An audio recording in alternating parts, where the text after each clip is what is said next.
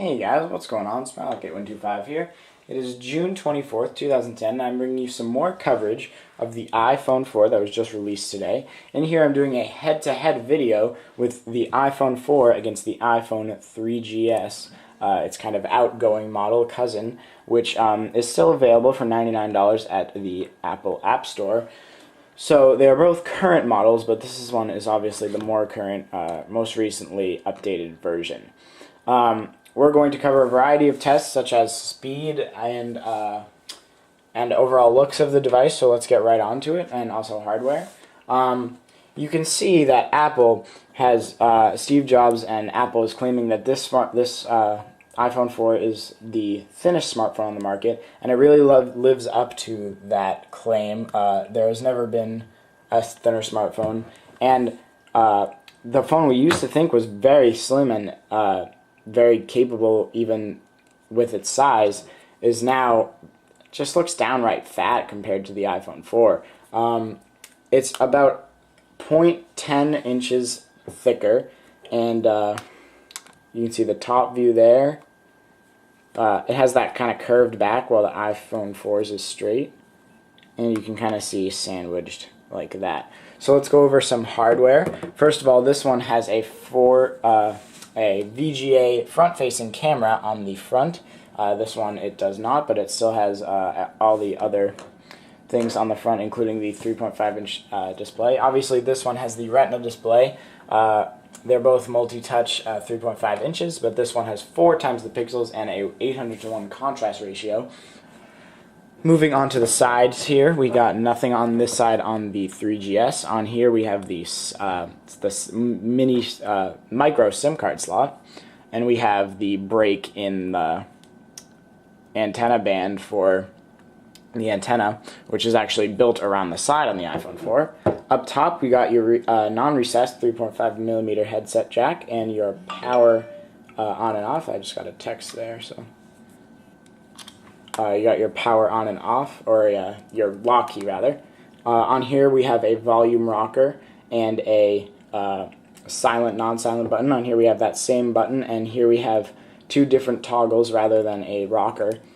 And on the back we have your standard 30-pin dock connector and speaker, and we have an extra microphone here, which we do not find on the 3GS. So now that we've got that hardware done, let's do some speed comparisons. We're going to launch up Safari on both of these sites, or on both of these devices, and you can, I don't know if you can tell or not, but the Retina display really makes a much bigger difference in the phone display, or just presentation. So we're going to do settings and make these brightnesses at exactly the same, at a little lower, so it's easier for you guys to see. And then we're going to go and launch up Safari. So Safari is backgrounded, of course, or rather not backgrounded, but multitasking on both these devices. They are both running the latest version of 4.0, which both gives them multitasking capabilities. So I'm going to zoom in here a little bit and launch up Safari via the multitasking menu. We'll see which one loads faster. Exact same time, pretty much. This one decided to reload the page while this one didn't, which is kind of interesting. I'm not sure why.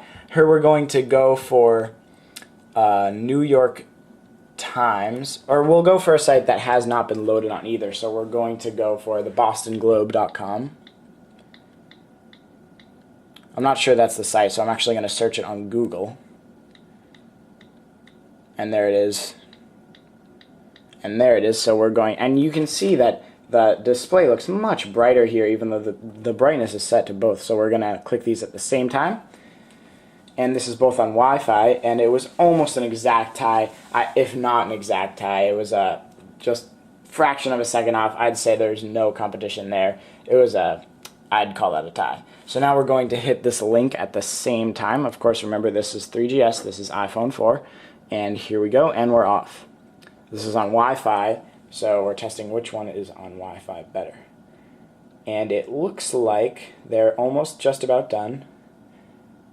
And the iPhone 4 is done, finished, and the you can read text on this, and now it's done. So about a 2.5 second lead here on the iPhone 4. Not a huge difference, but if you're going to be loading a lot of websites each day, 2.5 seconds will obviously add up, and probably in a span of a year or so, you'll have saved, I don't know, 4 or 5 hours. So not a huge difference here and there, but it definitely will add up. Next, we'll try loading a site that has been loaded on both of these before, and it'll be a rather less data intensive site. We'll go with google.com because not many things have been loaded on this 3GS, so I'm kind of limited here, but here we go.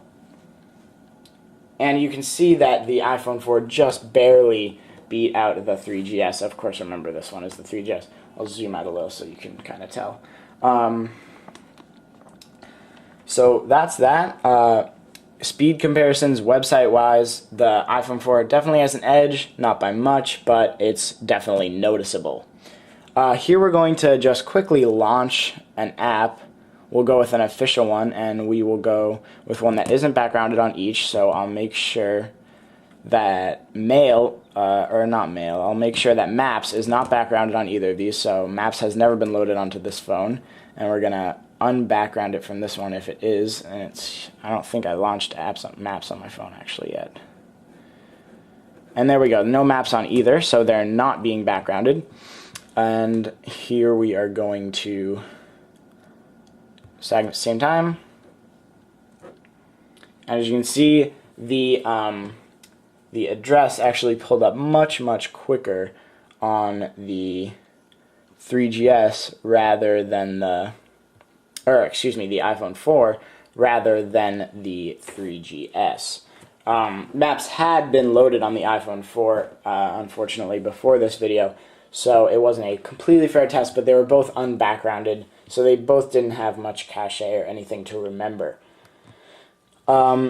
So that is pretty much it for the iPhone 4 versus iPhone 3GS. You can see that the 4 is very fast, but if this one is actually my mom. She got it today, and she is, you know, if you're the kind of person that wants to surf the web on the go, it's kind of cool for you, but you don't really care about new features or like those extra things that us geeks care about, like 720p video capture and stuff like that. I'd say the 3GS is an excellent way to go. It's a little bit cheaper solution to getting into the iPhone world.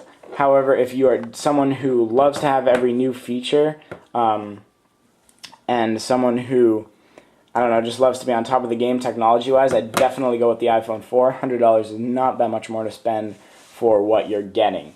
The last remark I'd like to make is that I actually prefer holding the iPhone 3GS in my hand. I like the curved back. It kind of slips into your hand well, and I really like holding it and using it.